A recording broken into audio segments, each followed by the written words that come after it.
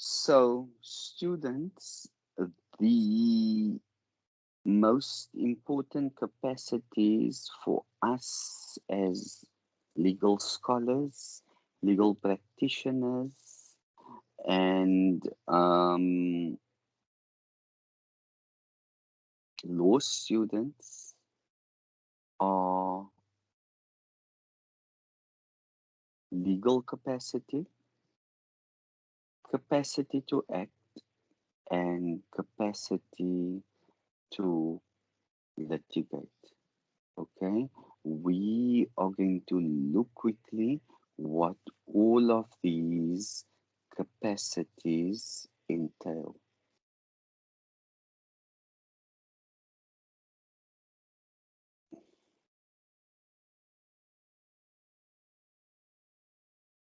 The first capacity is legal capacity. Okay, and to have legal capacity is to have the capacity to have rights and duties. Okay, so it means, students, that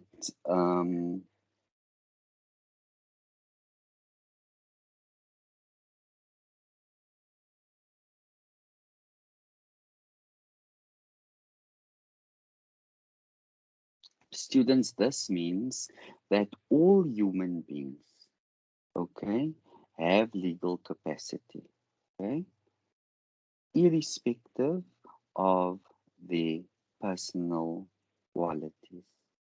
Okay, so it ranges from a newborn baby, a mentally ill person, or an insolvent person, okay, or a prodigal, okay.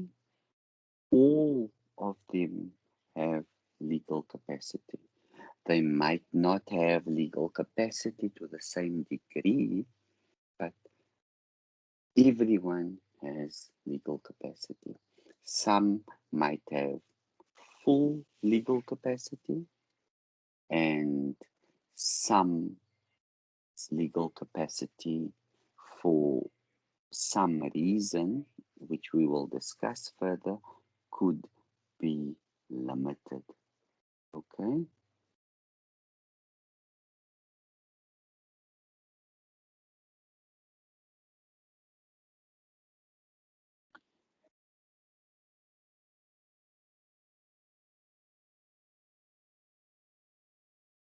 Then,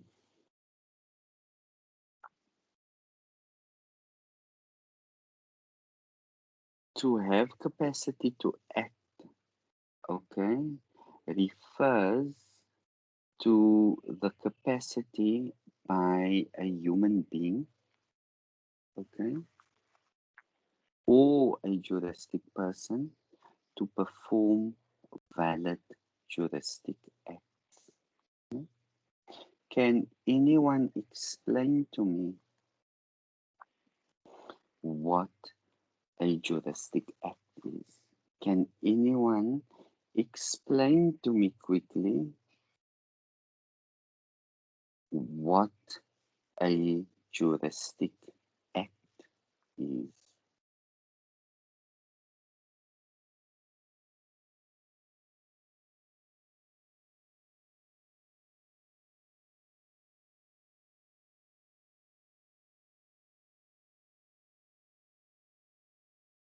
Okay, Paris is saying any act that has legal consequences attached to it. Very good. Okay. Any act that has legal consequences attached to it. Okay. So very good. A juristic act is a human act to which the law attaches consequences. Okay. A valid juristic act can therefore be brought about only if the law attaches consequences to the person's declaration of intent. Okay? Is there a question from someone? Is there a question from someone?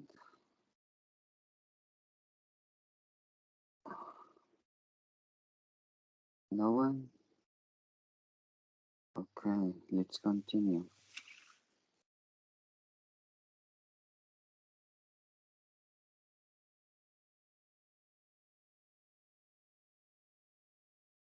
Okay, let's look at the capacity to litigate. Okay.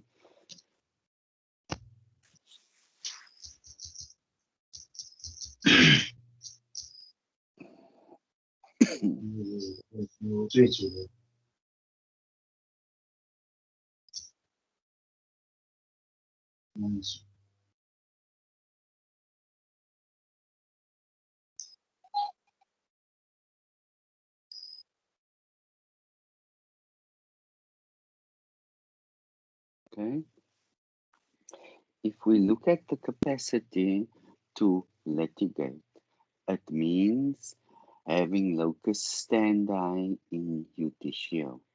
Okay, it means that you have locus standi in judicio, meaning it's the capacity to appear in court as a party to a lawsuit. Okay, so when you have capacity to litigate, you appear in court as a party to proceedings. Okay, now students, there is a fundamental difference. Okay, and I want one of you to explain it to me.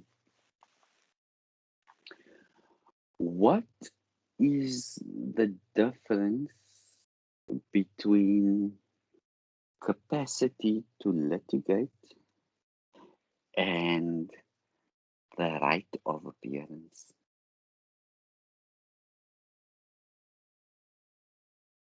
What is the difference between capacity to litigate and the right of appearance? Anybody?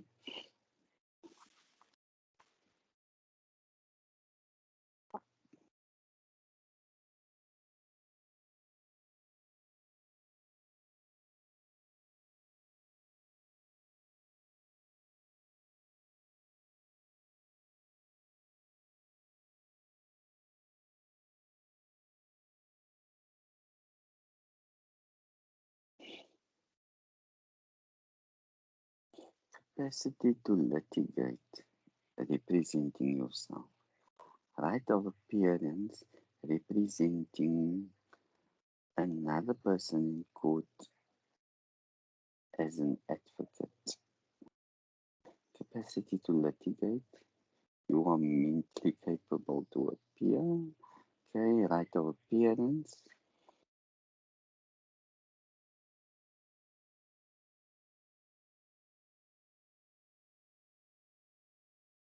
Louise, what does it mean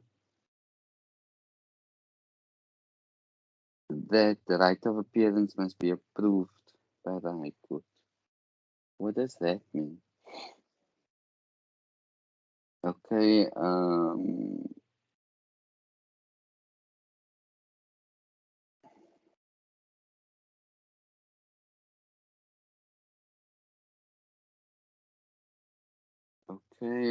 Paris, I'm satisfied with your answer. Advocate, you want me to answer? Who's this? Hello, Louise. Louise. Okay. Okay, Louise, what did you mean by your answer? Right of appearance is when you have to apply to the High Court to appear on someone's behalf, and they can only approve it in the High Court. No, you have a wrong understanding of that concept. When does someone get the right of appearance? Louise? When they are either admitted as an attorney or an advocate. Yes. Okay, so why must right of appearance be approved? because attorneys don't have right of appearance in all the courts. Okay, so how will that be remedied? I know they have appearance in the magistrates court, but if they want to appear in the High Court, they need to apply for that. When? When they want to appear on someone's behalf. Okay, but when can they bring application? I don't know that answer. Okay, 3 years after admission. Oh, okay, 3 years. 3 Okay, years. thank you. Okay, so in terms of having a right of appearance, you must be admitted, must be an admitted legal practitioner, either an attorney or an advocate. Okay. Then lastly, students, the capacity to be held accountable for delicts and crimes. Okay. Now,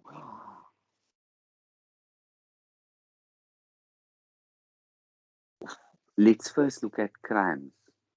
Okay.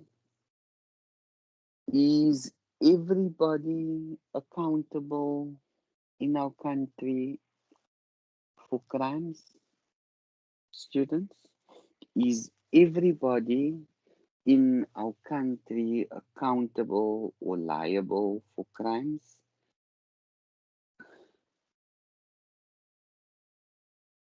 Perez, explain.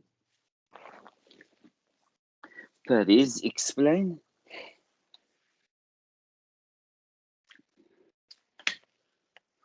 Perez, explain.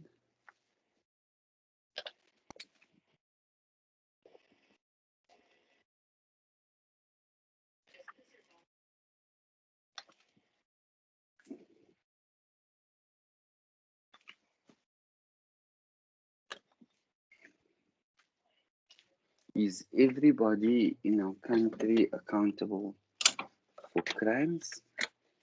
Perez, explain.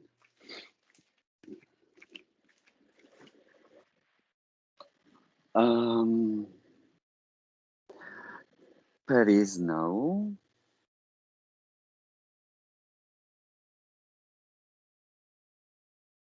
Anyone else?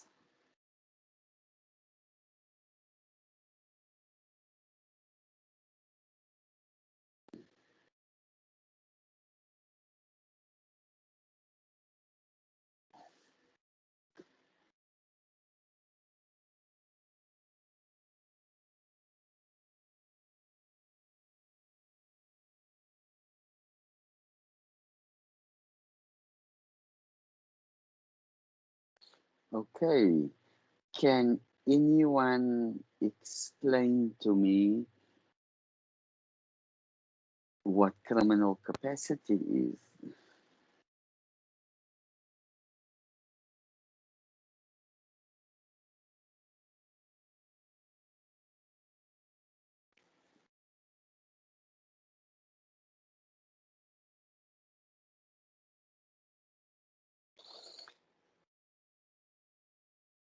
Okay. Criminal capacity is the capacity to be held liable for crimes. Okay. Now, in South African law, students, who does not have criminal capacity? Students, in South African law, who does not have criminal capacity?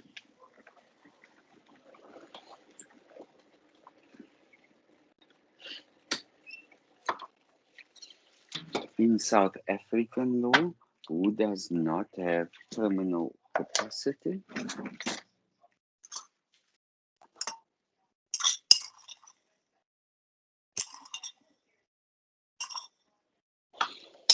In South African law, who does not have criminal capacity? Okay. Mentally ill people and children under the age of 10 years old. Okay. Students, now when we look at being held accountable for dealing, okay, who in South African law is not, what class of person in South African law cannot be held accountable for dealings? What classes of persons in South African law cannot be held accountable for dealings?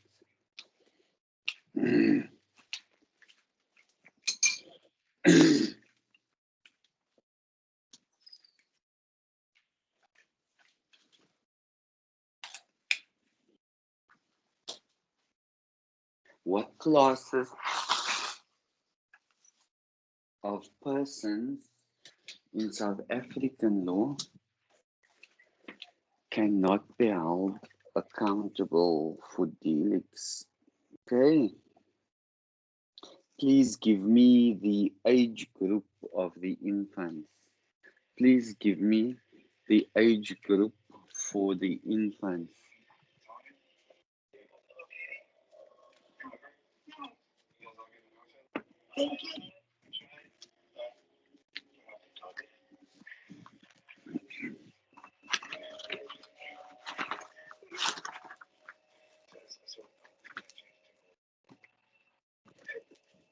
Please give me the age group for the infants.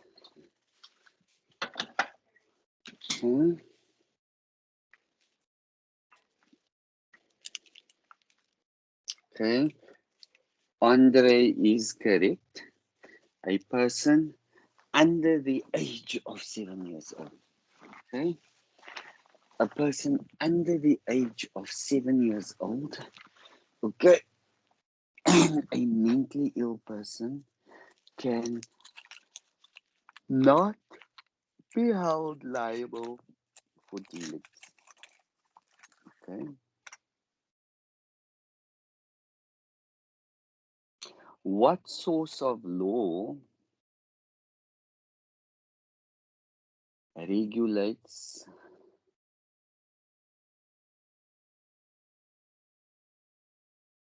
accountability for dealings? What source of law?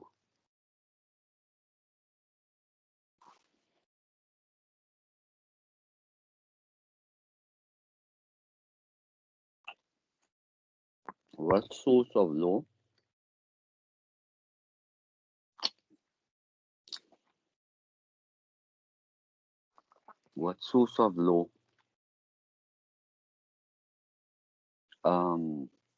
regulates that the infant is not liable for dealings?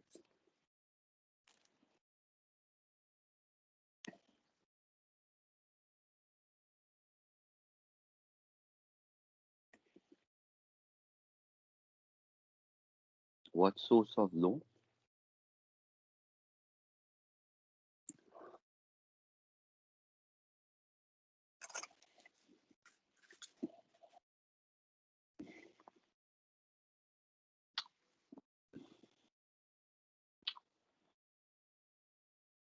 Paris, you are incorrect. Andre, you are incorrect.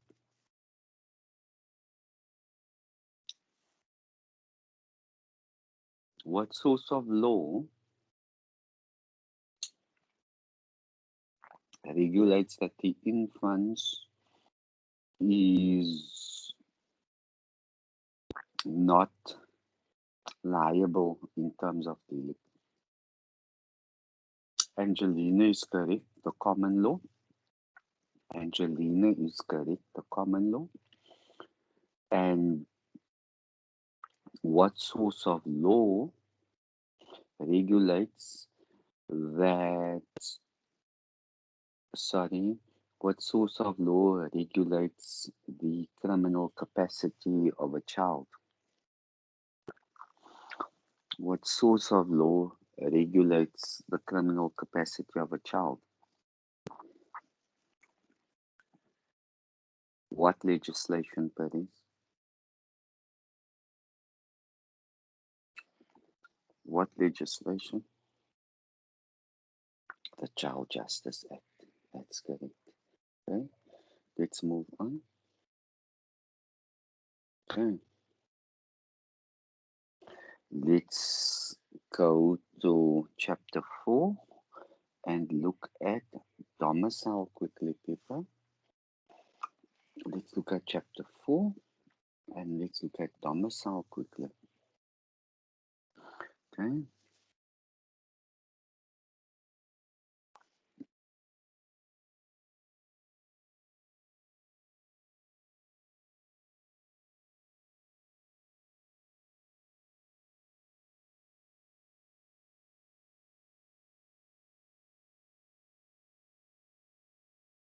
Okay. So students, in South African law, okay, very, very important thing. In South African law, a person's status is generally determined by the law of the place where the person is domiciled. Okay, I'm going to repeat that. Okay. In South African law, a person's status is generally determined by the law of the place where the person is domiciled. Okay.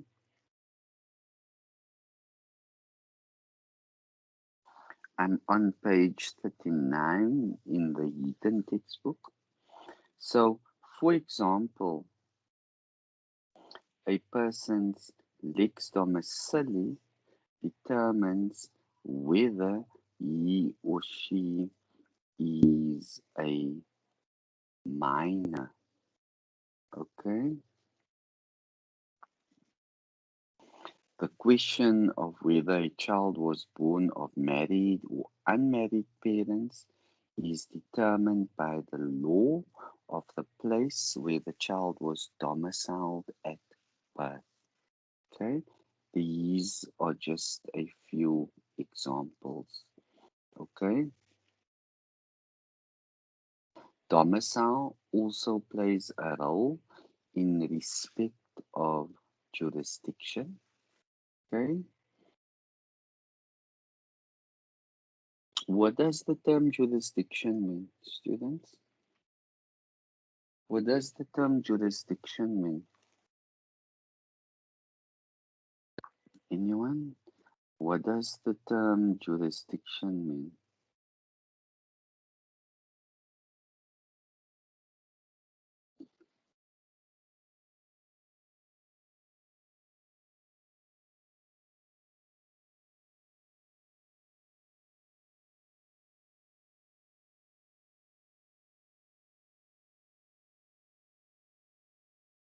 What does the term jurisdiction mean?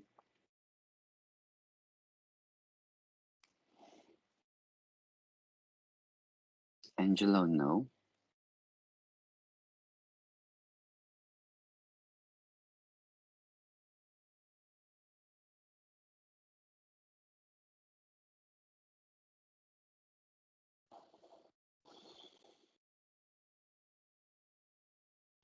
Monwabisi, you are not prepared for this exam. Okay? If you give me answers that reads borders, you are not prepared for the exam. You should rather do the exam next year.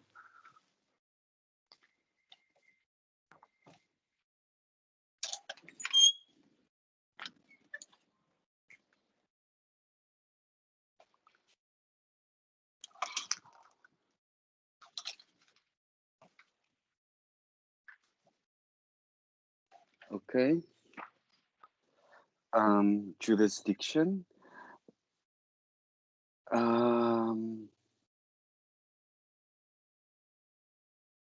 Okay.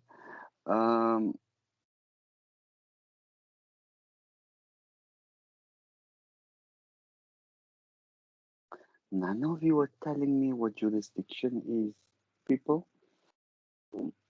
On Saturday morning, I'm going to ask this question again. Okay, this is one of the most basic questions in law, and none of you are able to answer it. Please, when you do revision again,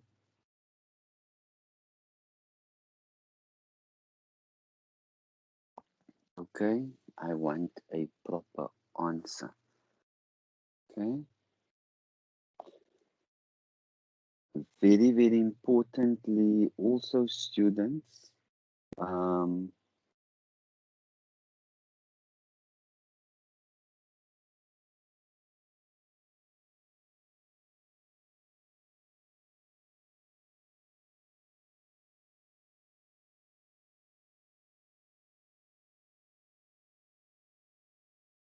lex domicile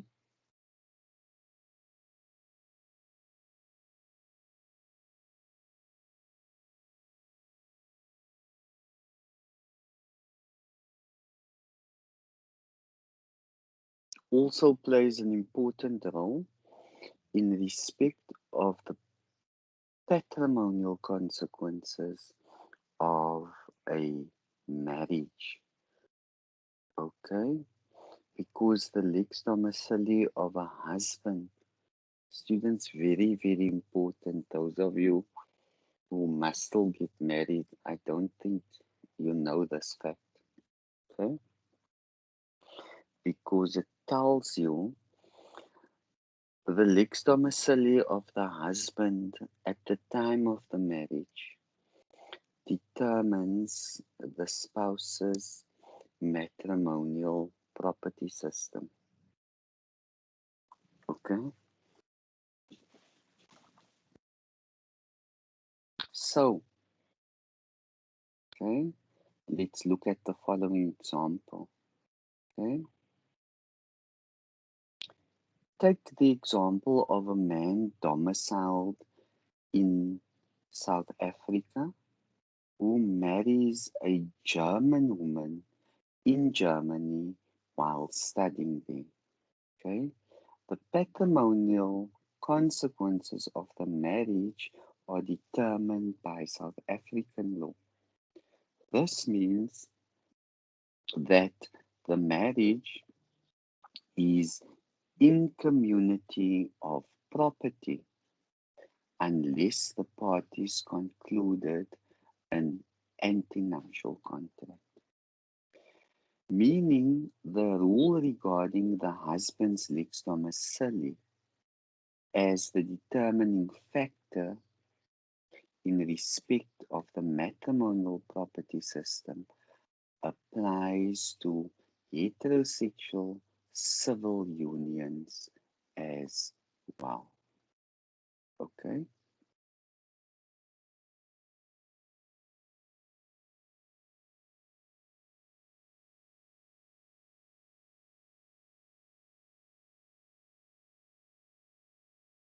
So, let's go to page 41 and paragraph 4.3. Let's look at the definition of domicile. Okay? Once you know the definition of domicile, okay, you will understand the principles governing domicile. Okay? So very, very importantly, students, a person's domicile is the place where he or she is legally deemed to be constantly present for the purpose of exercising his or her rights and fulfilling his or her obligations, even in the event of his or her factual absence. Okay?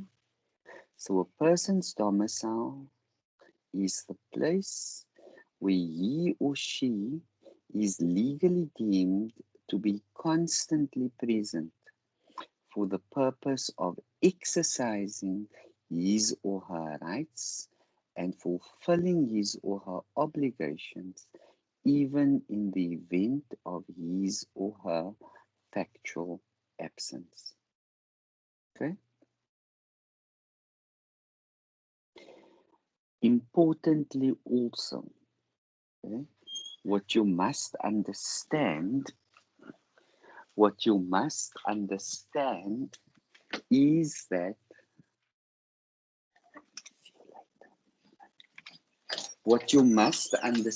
students, is that,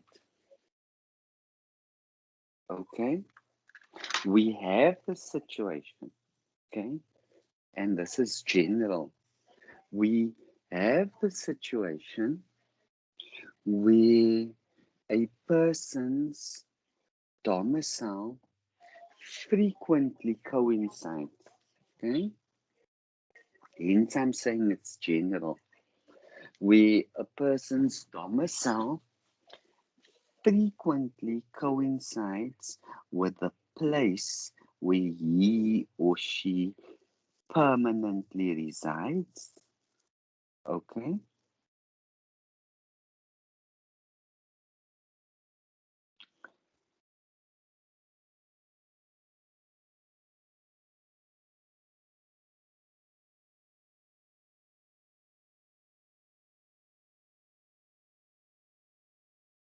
So let me rephrase that.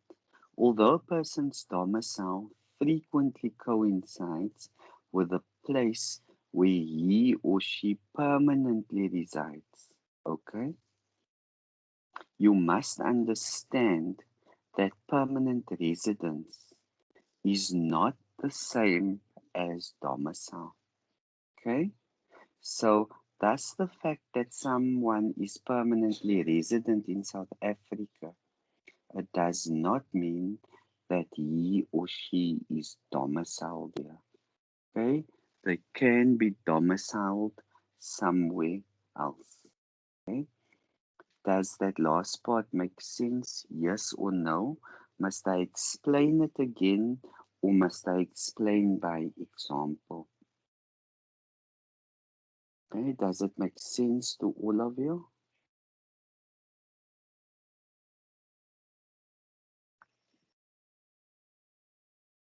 Okay.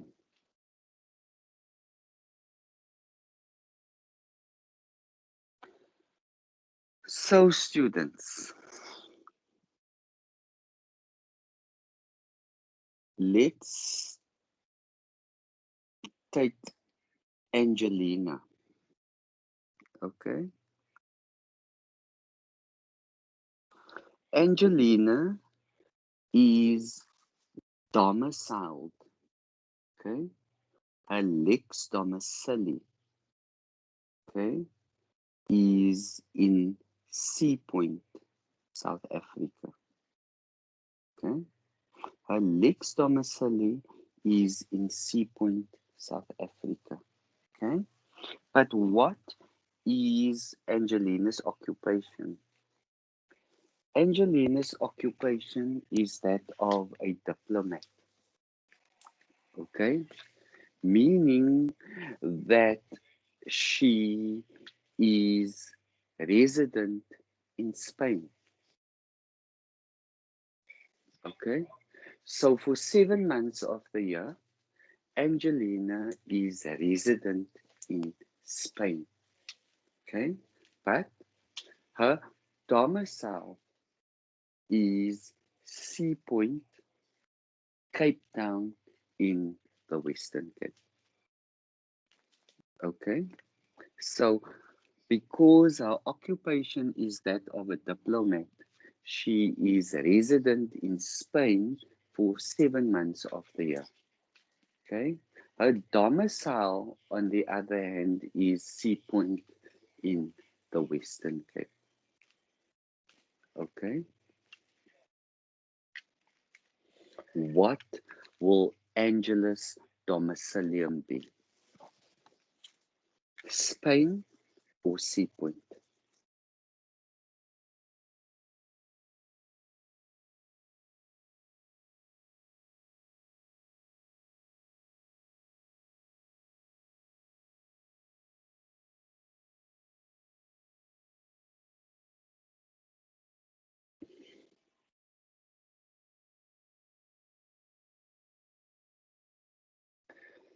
Terence, why C point?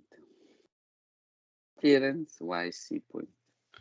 Because the definition of domicile is where he or she is legally deemed to be constantly present for the purpose of exercising his rights and fulfilling obligations,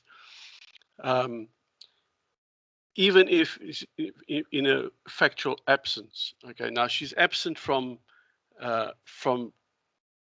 Cape Town, where the Lexus domicile is, and she's living in Spain.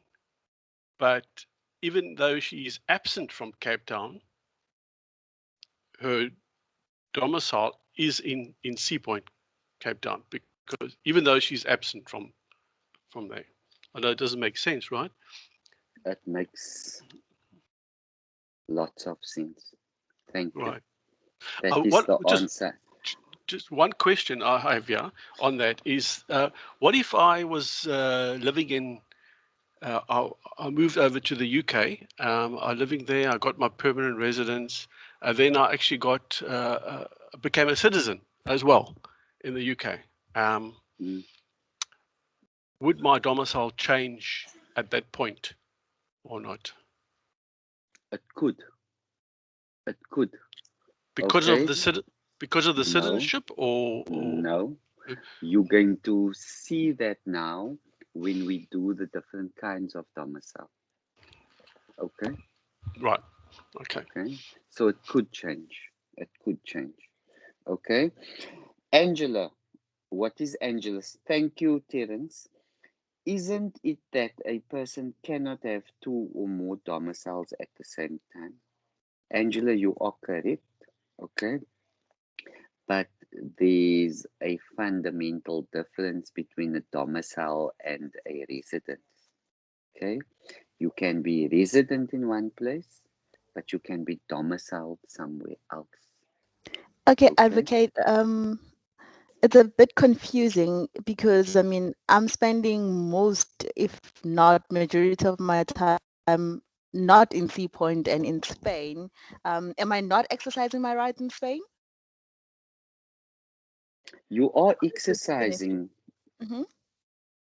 Okay, you are exercising your rights in Spain, but okay, if you look at the definition of what domicile is, okay, it tells us that is the place. We're not talking about physical presence. Okay, domicile doesn't speak to physical presence. Okay, domicile speaks to where you are legally deemed to be present. Okay, for the purpose of exercising your rights and fulfilling your obligations. So now I'm going to give you an example. Okay, you are in Spain for 7 months of the year. Okay, yes. For the other 5 months, you are in Sea Point, South Africa. Okay, but what do you do now? Okay, let me just think. You go to the BMW dealership in Cape Town, okay, on a Friday morning, okay, and there on the showroom floor, you see your dream Mini Cooper, okay, and what do? You say to the salesperson, I want that black Mini Cooper. Okay. What do? The Mini Cooper costs, let's say, 500,000 Rand. Okay. Do you have 500,000 Rand in your back pocket? No. Okay. So what do? You apply for finance. Okay. And when you fill in the application form, which address do you give? You give the Sea Point address. The Sea Point address. Okay. Okay. When you go open your bank account, you give the C point address. Okay? Yeah. When you register the vehicle, you give the C point address. Meaning, let's say you don't pay your car. Okay? And what happens now? The bank needs to issue summons against you. Okay? What address are they going to use? The C point address. Why? Because that's the Why? place I'm deemed to be present most of the time. For what purposes? To For exercise what? my rights. For legal purposes. For Okay? legal purposes, yes. So would I be So, wrong to say, no, sorry, advocate, you can continue. You can continue, please. So, domicilium is not about where you are physically.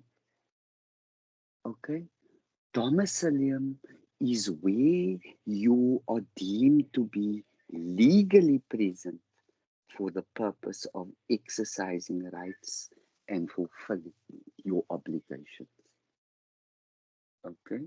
Okay. It's not about where My you physical find. presence. It's not about your physical presence. No. Okay. Okay, just to make an actual example, okay, I'm in Sea Point, right? But originally from Pretoria, and in whatever legal things I need to complete, I use my Pretoria address. Would I say my Pretoria address is my correct domicile? Then your Pretoria address is your correct domicile until you change your domicile. Okay. Okay? And we will see now how domicile can be changed. But you can change your domicile, but you cannot have, in South African law, you cannot have two domiciles operating at the same time. Okay. Okay? Thank you, sir. So, thank you, Angelina. Hello, All of hello. you, give me 1 second. Who am I speaking to now? Angelo. Abinwe. Okay, Abinwe. Give me 1 second. You can stay on the line. Can give me 1 second. Okay, so students, all of you need to have clarity on this. Okay, domicile is not about physical presence. It's not where you find yourself physically. Okay, but it is where you are legally deemed to be constantly present. Okay, please get a grasp of that. It's not about the physical. Okay, Abinwe. Okay, advocate. I've got the point you have explained there, but let us look at it now. We use the example you used in someone who also lives in Spain, for example, and also exercises those rights and duties in Spain, like he also acquires property or car or any of those items. And when he's acquiring those things in Spain, he's using his Spanish address. Now, in South African law, you cannot have two domicile, but is an individual allowed to have another domicile in another country? No. Where he exercises those rights legally Not also? Not in South African law. Not in South African law. But as an Okay. individual, out of South Africa, you have the right to do that as long as you exercise those legal duties there. And As a South Abinwe, as a South African, okay, as a South African, I am not allowed to have a domicile in another country, okay, because then we're going to have problems with jurisdiction, okay, because if I owe money to someone in South Africa, a court in South Africa cannot attach property of mine belonging in Spain. Okay, because of jurisdiction. Okay. Okay, advocate. So was as a just South African, I can only have one domicile. in I South know, Africa. I know where your question is leading to, but as a South African, I can only have one domicile. Okay? Okay, advocate. Thank you, advocate. Okay. Can we continue? Yes, advocate.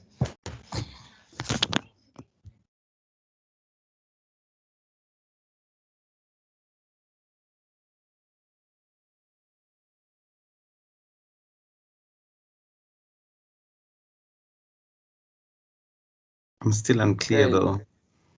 Who's unclear? Advocate, it's Monwabisi. You just said a person will. I think what is confusing to me is the use of the word constantly present. And you understand, you said one doesn't necessarily have to be physically present in order for.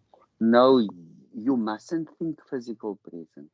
Yes, Okay? yes. You are deemed constantly present for legal purposes. Yes. I think there was a question that came before that asked about, are you not exercising therefore your legal rights when you are in Spain and you are from Sea Point, an example, and then you've spent say 9 months in Spain? I think that's where that's where I'm left a bit grayish there to say you are in Spain, but you are exercising your legal rights, but still the use of the word constantly present, I think maybe it's the way I'm getting confused a bit from constantly being present, but my domicile is still Cape Town. However, maybe I'm taking it literally to say I'm in Spain for 9 months. You're resident in Spain. You're resident in Spain. Okay? I lived in Germany for 2 years while I was studying. Okay? But Germany never became my domicile. Okay? When I filled in my address on any agreement or any paper, I filled in a South African address because it was never my intention to be domiciled in Germany.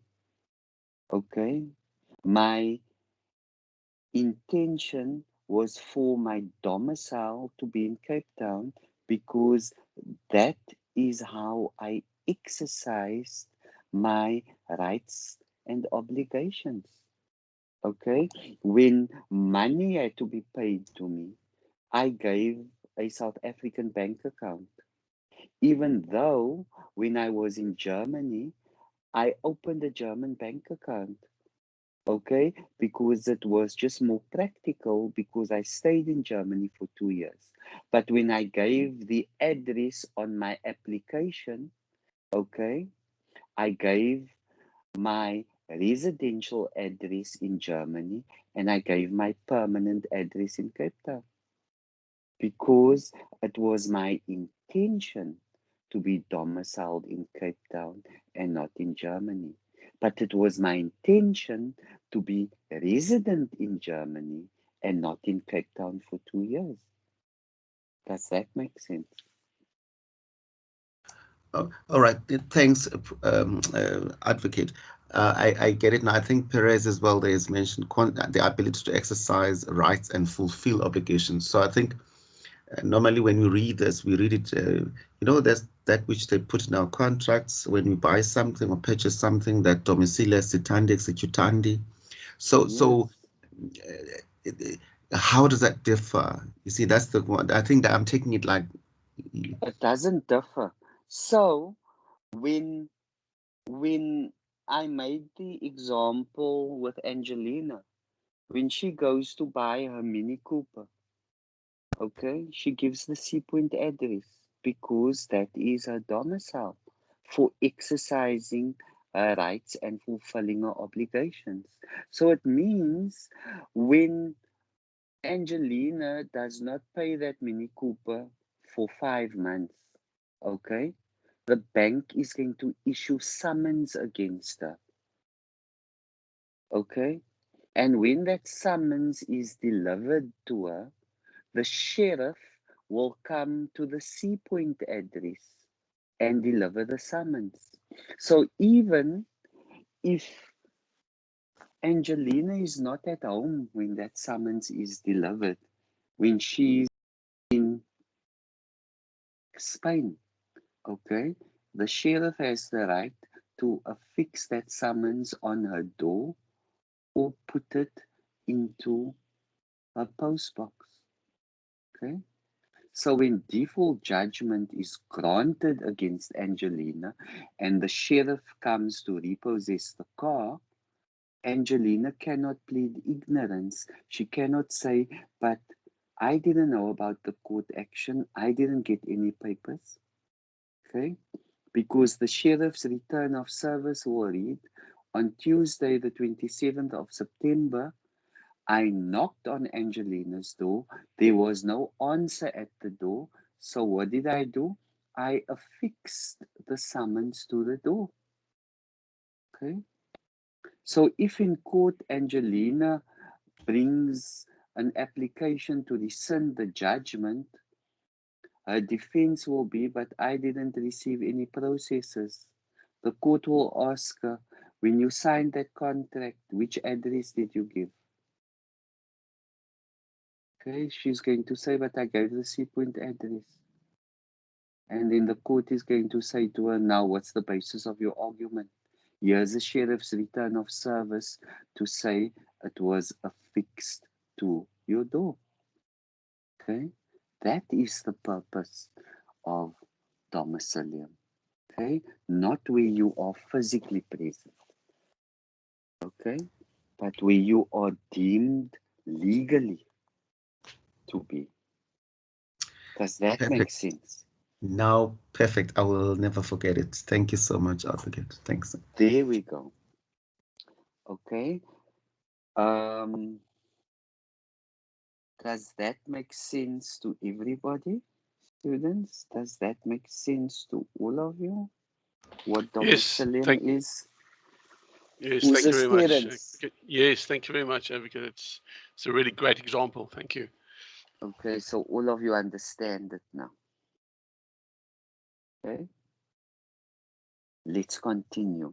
Now we go to the general principles governing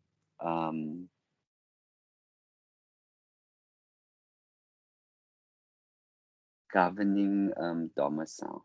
Okay? So very, very importantly, students, and this is something we spoke about now. Okay? You cannot have multiple domiciles at the same time. Okay, so every person must have a domicile at all times. Okay, even the person living on the street, even the street person must have a domicile. Okay, in other words, no one can ever be without a domicile. Okay.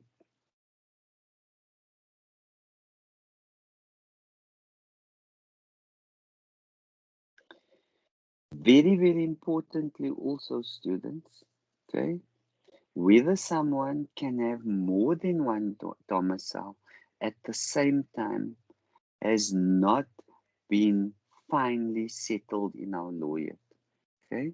So that is still an issue which must be tested before our courts, okay? And here's the example I made with Angelina in Spain. okay, where a person lives in Pretoria for 6 months and in London for 6 months. Does that person have 2 domiciles? Okay. So in Elon versus Elon, students, in Elon versus Elon, and that was a 1965 appellate division case. Okay, so our appeals court is the highest decision-making court in civil and criminal appeals. Okay, in civil and criminal matters. And in Elon versus Elon, the appellate division, okay, referred to the issue of 2 domiciles, but did not decide on it. Okay.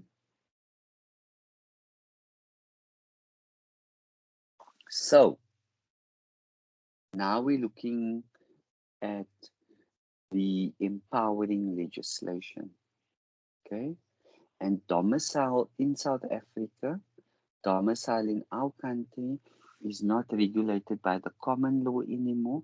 It's regulated by the Domicile Act. Okay, so in terms of the Domicile Act, Section 3.1 thereof, no one can lose their domicile until he or she has acquired another domicile. Okay, very, very importantly, students, okay, very importantly, and it is a question of fact, okay, a change of domicile is never simply accepted, okay, it must always be proved, okay, and in terms of case law, we have an 1885 case, Mason versus Mason, as well as a 1952 case of Smith versus Smith. Okay, domicile must always be proved. Okay, and whether a person has acquired or lost a domicile is a question of fact determined on a balance of probabilities. Okay, any questions related to that? Any questions related to that? Okay, let's now look at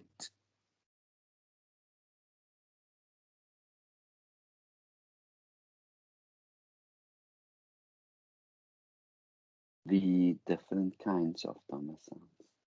Okay, so our first domicile is the domicile of origin.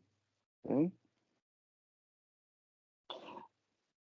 a person's domicile of origin, also known as the original domicile, okay, is the domicile the law confers on the person at birth.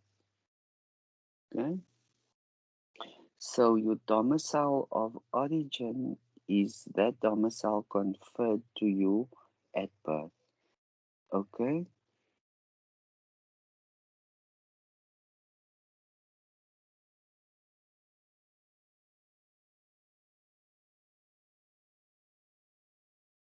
so I want us to go to the last paragraph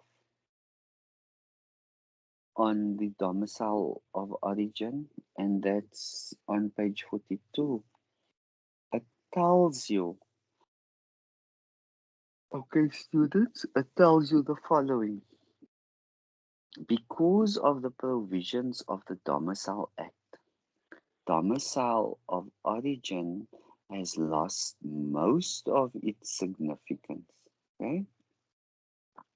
A person's domicile of origin is still relevant insofar as it determines whether the person qualifies as a child born of married parents.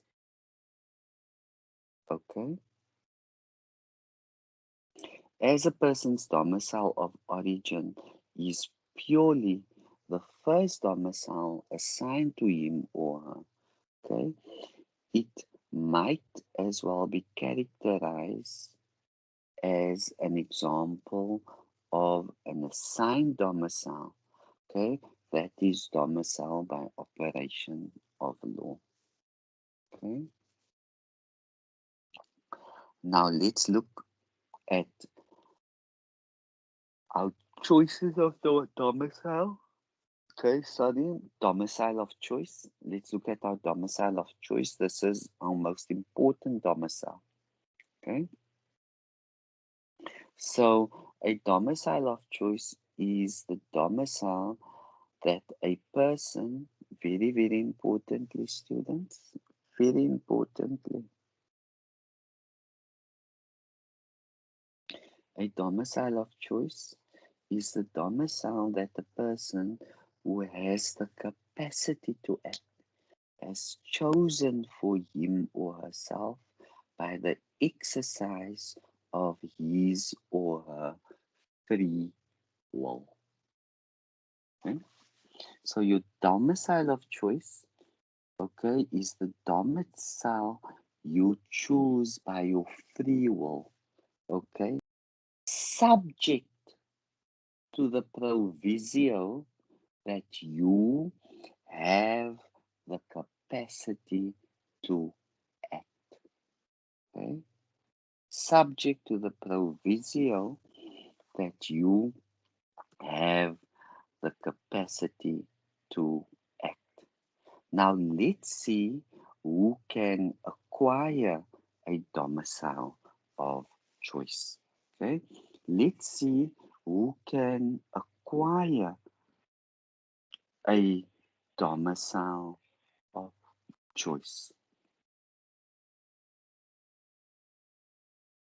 Okay, so Section 1.1 of the Domicile Act provides, regardless of sex or marital status, okay, everyone who is over the age of 18 years old and everyone under the age of 18 years old who legally has the status of a major, okay, is competent to acquire a domicile of choice, okay, unless he or she lacks the mental capacity to make a rational choice.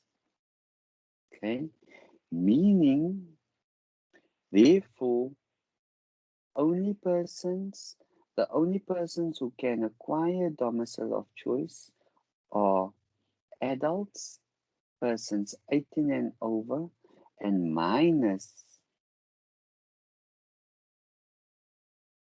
who have acquired majority status. Okay.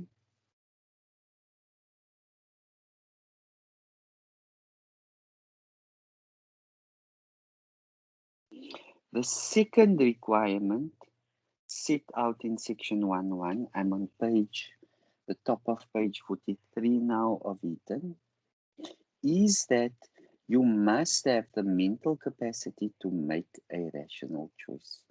Meaning that mentally ill persons or persons with a serious intellectual disability cannot acquire a domicile of choice. Okay?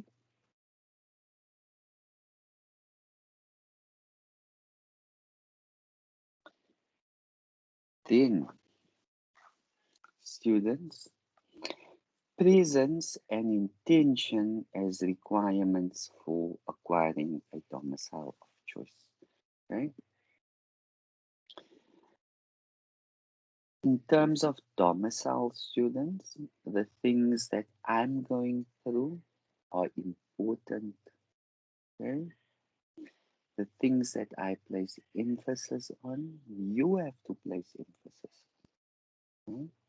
So If I speak of a specific section, you must know that section. Okay.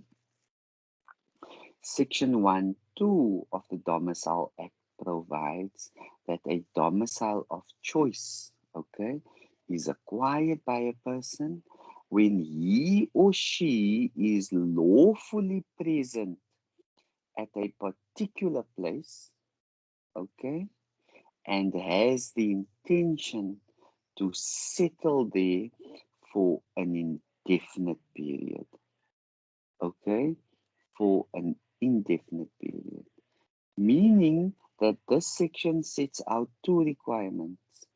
One relates to being lawfully present at a particular place, and the other relates to the person's intention about the duration of settling at a particular place. Okay, at common law, these requirements were respectively called the factum requirement and the animus requirement. Okay, the two requirements must at one time or another, very, very importantly, the two requirements must at one time or another exist simultaneously, okay? But they need not come into being simultaneously.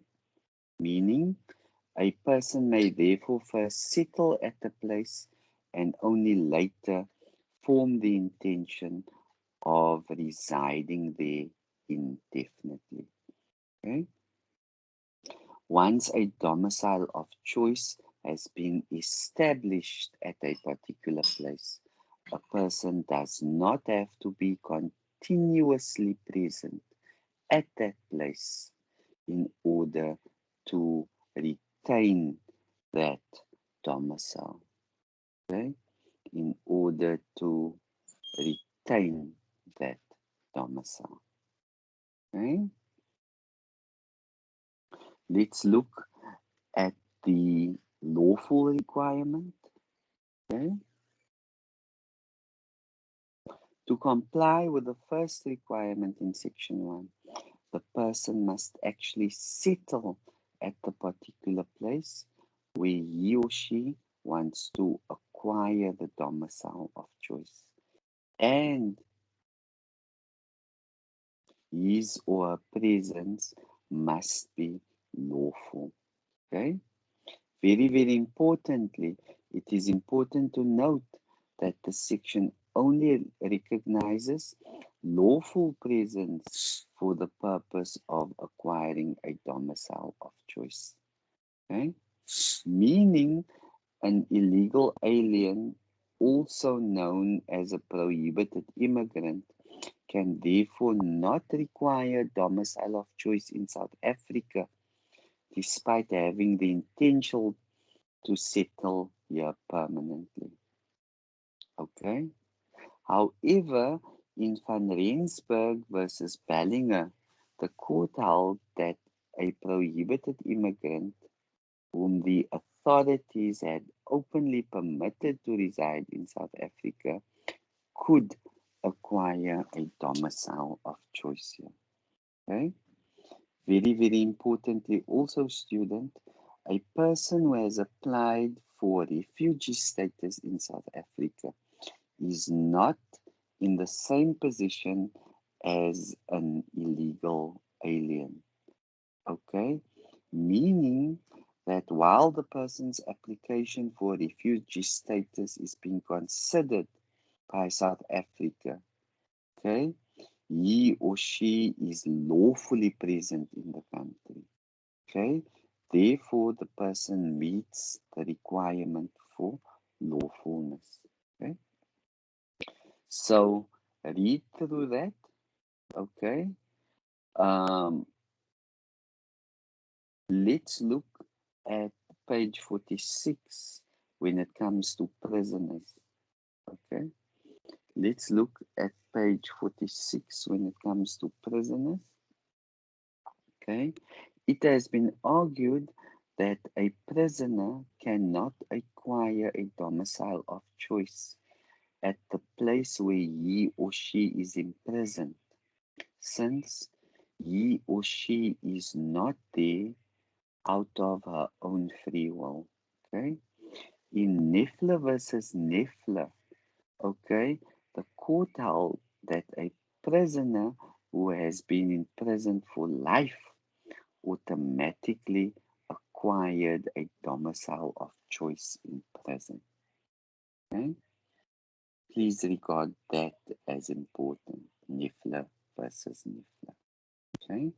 And then let's look at the assigned domicile, meaning domicile by operation of law, and domicile of the place most closest connected. That applies to the domicile of a minor and a domicile of a mentally incapacitated person. So read that through. That is important. Okay?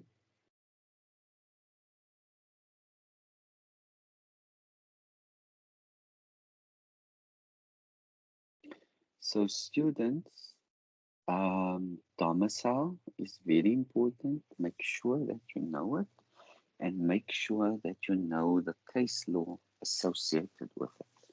Okay. Now,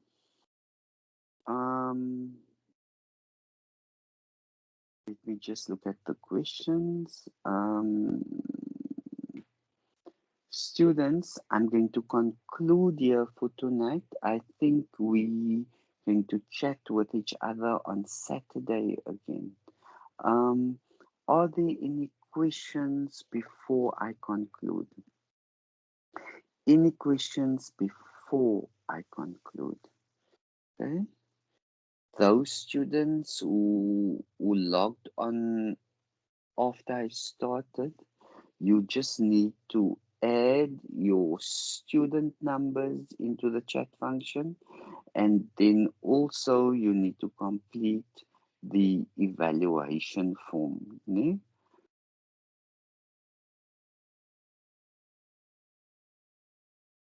Prince, there's going to be a link for this recording.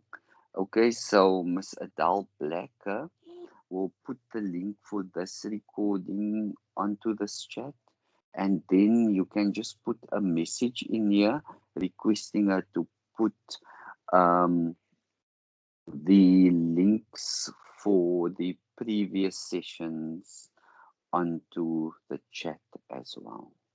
Okay, students, any other questions before I conclude? Okay. Sorry, Advocate, this is Monwabisi once more. This Nefla versus Nefla case, so does that mean that now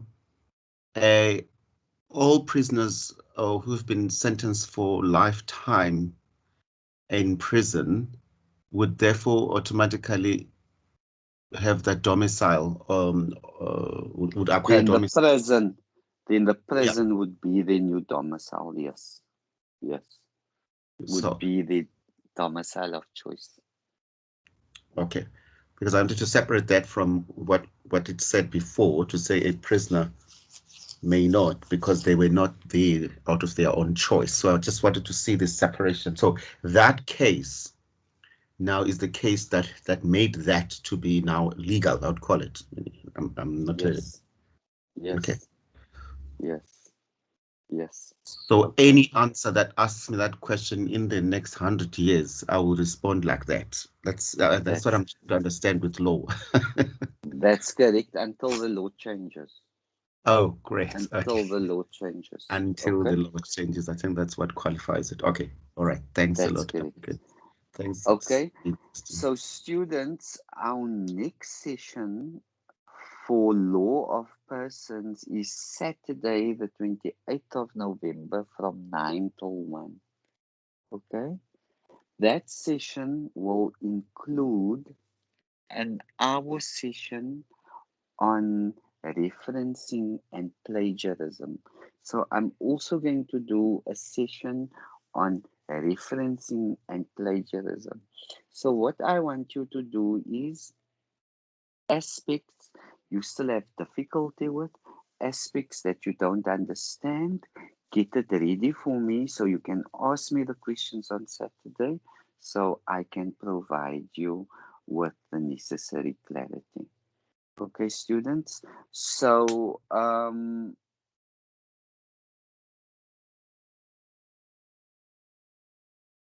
guys, I'm glad for all the positive feedback. Thank you, Abinwe. Thank you, Terence. Thank you, Angelina. Thank you to the rest of you. So now the ball is in your court to do as much revision as you can. Notice the questions I pose to you tonight, okay? And use that as a guide when you do revision, okay? So we will speak to each other tomorrow again, because tomorrow, students, tomorrow, which is Thursday, okay, I will be online for ILW. So tomorrow between 6 and 8, I will be online for ILW for 2 hours. Okay, students, so study well. We will speak to each other tomorrow. Have a good evening. Good night.